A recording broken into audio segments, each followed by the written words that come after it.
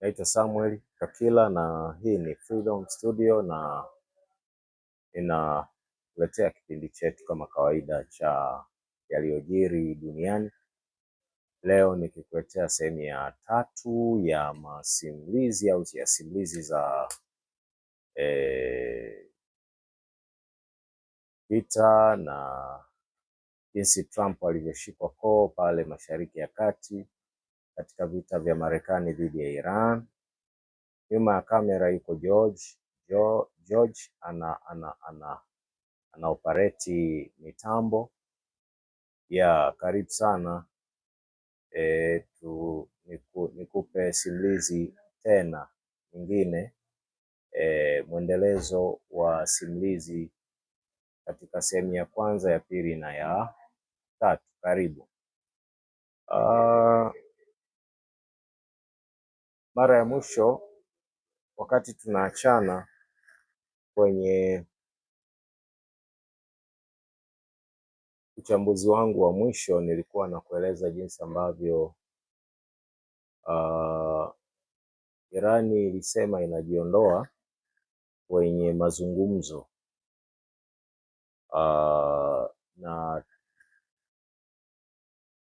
na Marekani.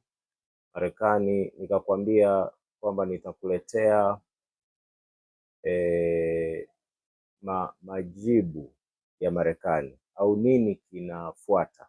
Sasa siku yenyewe ndo leo nakupa majibu ya nini ambacho kinafuata au kilifuata baada ya Marekani kutishiwa na Irani, au baada ya Irani kutishia Marekani kwamba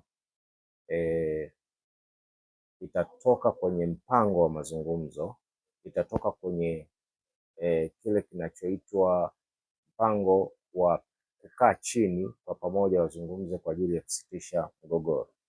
Kwa karibu nikupe mchapo. Naanzia hapa. Baada ya Irani kutishia, na nilikwambia kwamba kulikuwa kuna kizungumkuti cha mazungumzo kwa sababu kadhaa, na mojawapo ikiwa swala la Israel kuendelea kuishambulia Lebanon. Hii ikapelekea Iran kufika mahala wakaiambia Marekani, tutajichomoa kwenye huu mpango wa mazungumzo ambao wewe tunazungumza mimi na wewe. Baada ya hapo Marekani, kwa sababu anajua kwamba mazungumzo kati yake yeye na Irani kwa sasa ni muhimu sana, pengine kuliko kitu chochote kingine, kwa sababu utapelekea kumweka katika mpango salama wa kufika mahala wakubaliane wanavyokubaliana kusitisha mgogoro huu au kusitisha vita vyenyewe.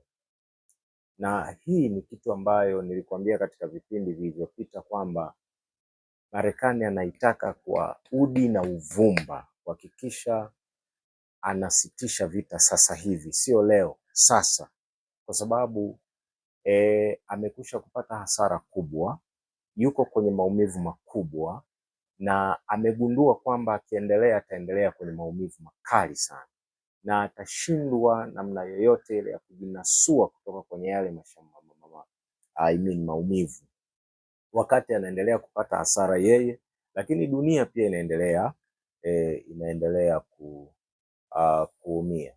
Na ngoja nikugusie kidogo kwa nini ni muhimu mazungumzo ya Marekani na Irani kwa upande wa Marekani. Sasa Irani haina pressure. Nilikwambia kabisa Irani haina pressure, Marekani ndiye mwenye pressure, kwa sababu haukuwa mpango wake akae miezi miwili, miezi mitatu kwenye vita, au miezi zaidi au zaidi ya hapo. Haukuwa mpango. Mpango ulikuwa ni ndani ya siku chache sana, ndani ya siku 3, 4, 5 ameshamaliza kila kitu, then pengine kama ni muda zaidi, wiki moja amemaliza na ametimiza malengo yake. Na nilikwambia alichokuwa nakitafuta kwenye vipindi vilivyopita. Tafuta hizo videos uweze kusikiliza na uweze kupata kujua interest au shauku yake ilikuwa ni nini? Sasa amekosa yale aliyoyatarajia, na kwa msingi huo amejikuta tu yuko kwenye maumivu. Sasa anachotafuta kwa vyovyote vile ni vita vile vifike mwisho. Sasa vinafikaje mwisho wakati bado wanaendelea kugombana na wako kwenye mgogoro mkali? Angalau wakubaliane kufanya mazungumzo, kama kuna vitu wanakubaliana kufikia kama kuingia mkataba wa makubaliano ya mambo kadhaa waingie, ili kwamba vita iishe, ili sasa yeye awe ametua mzigo ambao una miba mzito na wenye miba, yeye Marekani. Kuna mambo ambayo yanaweza yakawa yanachagiza. Kuna mambo kama mawili ambayo yanamfanya Marekani kuona ule umuhimu mkubwa wa mazungumzo haya. Jambo la kwanza, tunavyozungumza sasa hivi zimebaki siku mbili au siku moja, nadhani siku mbili, yes. Kombe la dunia lianze, michuano ya kombe la dunia ianze. Sasa kwa vyovyote vile wanaandaa michuano hii inaandaliwa na nchi tatu, Mexico, Marekani na Canada. Kwa ushirikiano wa nchi hizi tatu kombe la dunia linaandaliwa. Hakuna kitu kitakachokuwa na doa kama wakati kombe la dunia huku linaendelea na mojawapo ya nchi inayoandaa ni Marekani, lakini bado wanakuwa kwenye vita. Hili ni jambo ambalo hawakutamani litokee au liwe hivi na sura hiyo. Kwa hiyo ni moja kati ya ajenda inayomfanya Marekani aone ule umuhimu wa kusitisha vita wakati kombe la dunia likiendelea, angalau wafike mahala kama kuna ceasefire au kama kuna makubaliano ya jumla ya kuacha vita kabisa, yawepo na vita visiwepo. La kwanza. La pili, Marekani mwezi Novemba mwaka 2026, kwa maana ya mwaka huu, kuna uchaguzi mkuu na inavyoonekana Trump bado anataka kuendelea kugombea kiti cha urais. Angetamani awe mmoja kati ya candidates ambao wanaweza wakafaulu kwenye mchakato huo, lakini hili ni doa kubwa kwake, na jaribu kuona kwamba anaweza akaepuka namna gani asifikie wakati huo wa michakato ya uchaguzi akiwa bado yuko kwenye vita, awe amemaliza vita na yeye aendelee na michakato yote inayohusu uchaguzi katika utulivu. Okay, yako mengi lakini nimekupa mawili tu ambayo yanaweza yakawa ni moja kati ya sababu muhimu sana inayomfanya Donald Trump au Marekani, serikali ya Marekani iliyoko sasa madarakani, kuona umuhimu mkubwa wa mazungumzo kati yake yenyewe na Iran kwa ajili ya kusitisha vita kama inawezekana. Kwa hiyo mazungumzo ni muhimu kwa Marekani sana tu, sio kidogo.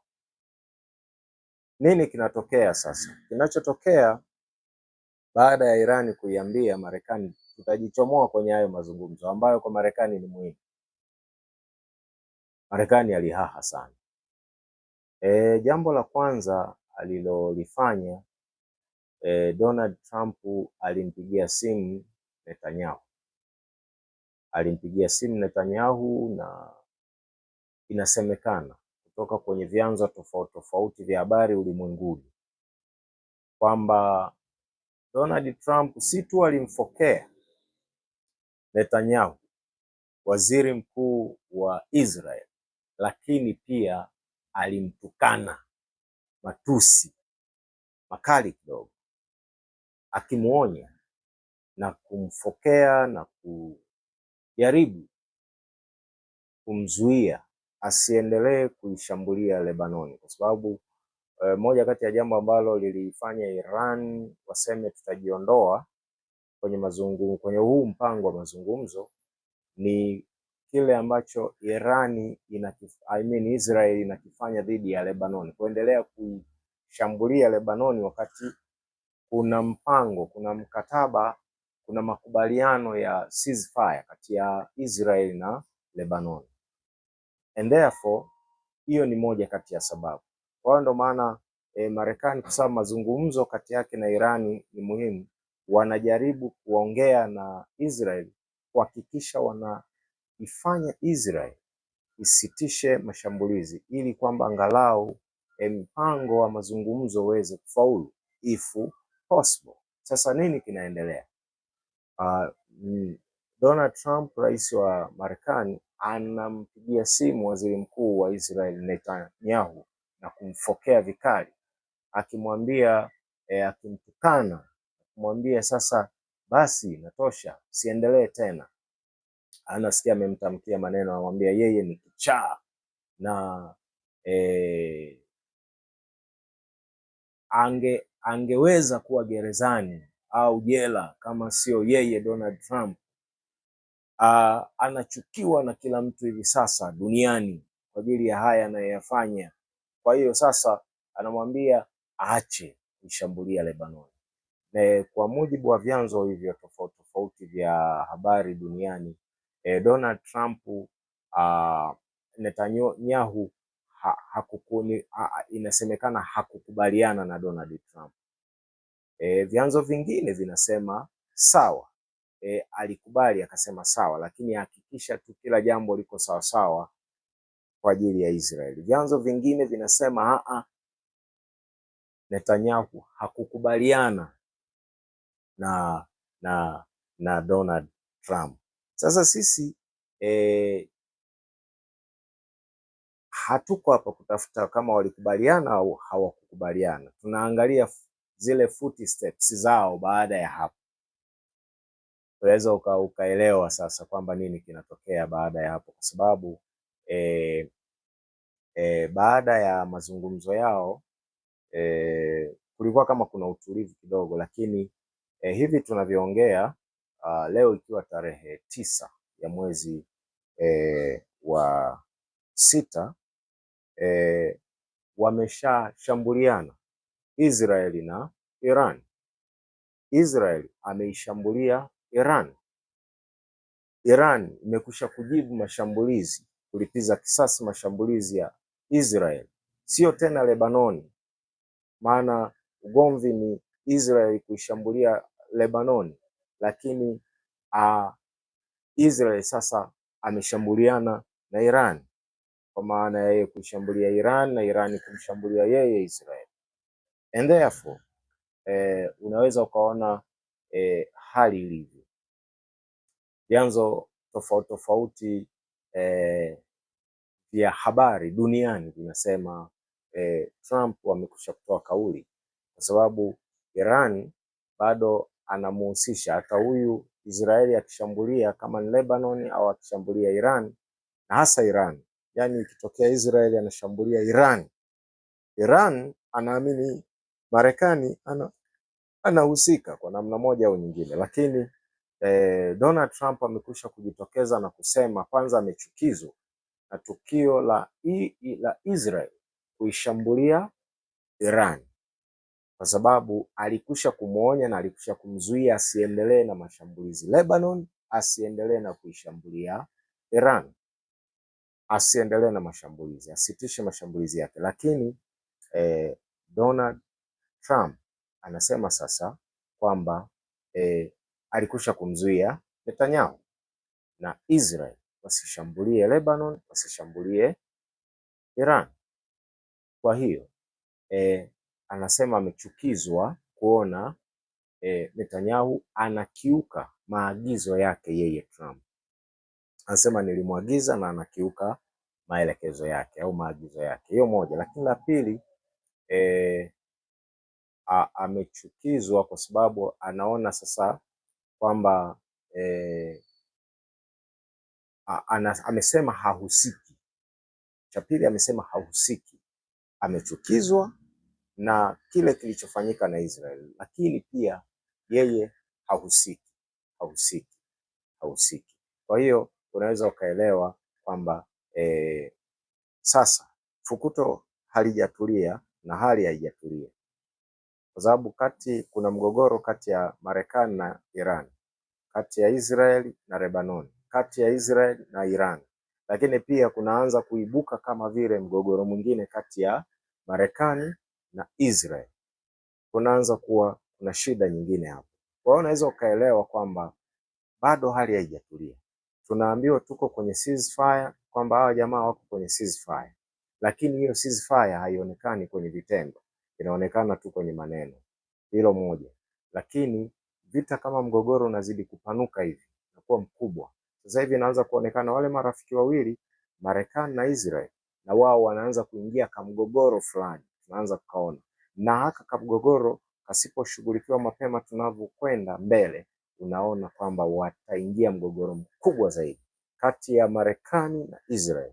Na nimesikia kutoka kwenye vyanzo vingine vya habari vya vyombo mbalimbali vya habari duniani ya kwamba Marekani anamwambia Israel ya kwamba bwana, itafika mahala tutakuacha kwenye vita hivi, upigane wewe mwenyewe peke yako na Iran, sisi tutajiondoa. Nimesikia, sijathibitisha, lakini nimesikia hii. Inawezekana ni kweli au inawezekana sio kweli. Ngoja tusubiri tuone itakuwaje mbele, lakini kuna shida na kuna mgogoro unazidi kuwa mkubwa, badala ya kuenda kwenye utulivu mgogoro unaendelea kuonekana kuto kutulia. Na sasa wameshaanza kushambuliana Iran na Israel, wakati Marekani katulia, na nafikiri bado Israel atataka kuendelea kushambulia Lebanon. Ngoja tusikie itakuwaje. Wakati huo huo, hivi siku chache zilizopita kuna taarifa za rais wa Iran Masoud Pezeshkian kujiuzuru, kuandika barua ya kujiuzuru kwa kiongozi mkuu wa Iran. Iran wamekana taarifa hiyo kwamba hakuna kitu kama hicho. Masoud Pezeshkian hajaandika barua yoyote kwa kiongozi mkuu wa Iran, wanasema hivyo, na hajajiuzuru, bado yupo madarakani. Watu wataalamu wa mambo ya Mashariki ya Kati na wataalamu wa mambo yanayoendelea pale Mashariki ya Kati na baadhi ya vyanzo mbalimbali vya habari wanasema, kwa sababu kwa nini Pezeshkian Masoud anajiuzuru au anaandika barua ya kujiuzuru?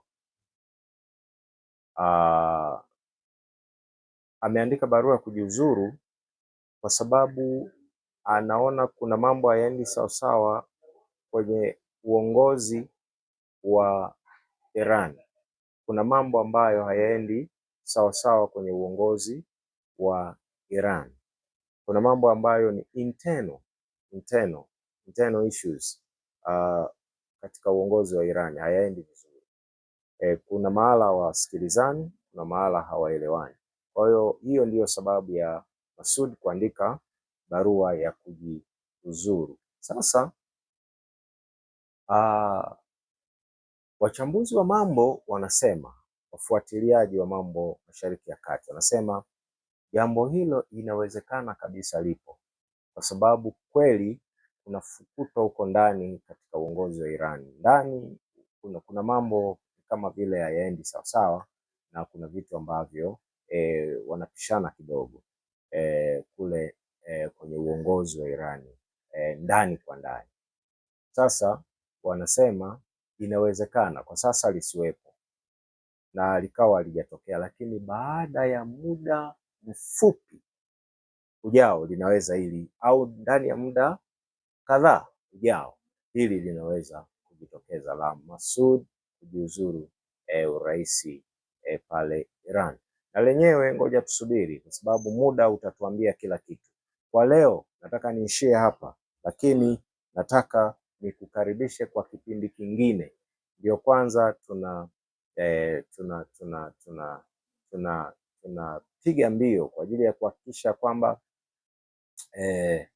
tunakupa taarifa, tunakuchambulia taarifa mbalimbali kwenye kipindi hiki cha yaliyojiri duniani. Wewe kazi yako ni ndogo, kuangalia, kushare, kulike, kusubscribe na kucomment, na tutajibu komenti zako. Lakini pia kama una jambo lolote ambalo unafikiri unahitaji liingie kwenye kuletea uchambuzi au habari yake, basi unaweza ukafanya mawasiliano, ukacomment au ukatumia simu iliyoko kwenye skrini yako kwa ajili ya kutueleza ni jambo gani ungependa tukuletee kama habari na kukuletea uchambuzi wake. Mimi ni Samuel, nyuma ya kamera yuko George. Hii ni Freedom Studio, karibu sana.